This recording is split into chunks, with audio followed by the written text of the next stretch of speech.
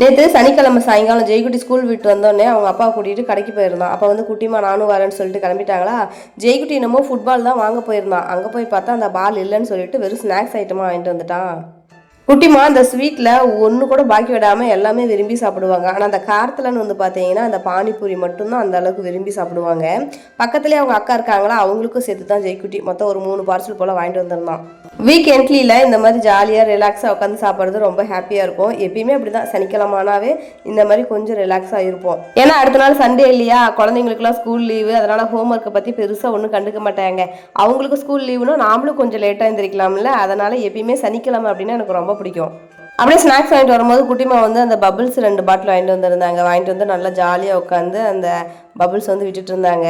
நைட்டுக்கு வந்து பார்த்தீங்கன்னா காலையில் வச்சுருந்த குழம்பு அப்புறம் அந்த கத்திரிக்காய் பொரியலே இருந்துச்சு. சரி, அதோடு விட்டுட்டோம்.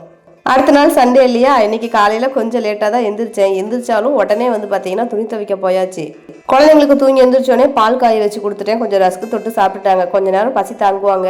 காலையிலேயே வந்து சுறுசுறுப்பாக கொஞ்சம் வேலையெல்லாம் முடிச்சிடலாம்னு சொல்லிட்டு இந்த துணி துவைக்கிற வேலைக்கு வந்தாச்சுங்க. இப்போ ஊருக்கு போயிட்டு வந்திருந்தப்ப அந்த துணி கொஞ்சம் சேர்ந்து இருந்துச்சு. போன வாரத்தில் கொஞ்சம் உடம்பு சரியில்லாமல் இருந்துச்சு. அப்போல்லாம் சுத்தமாக தண்ணியிலே கை வைக்க முடியல, பயந்துட்டே கொஞ்சம் துணி துவைக்காமல் விட்டுருந்தேன்.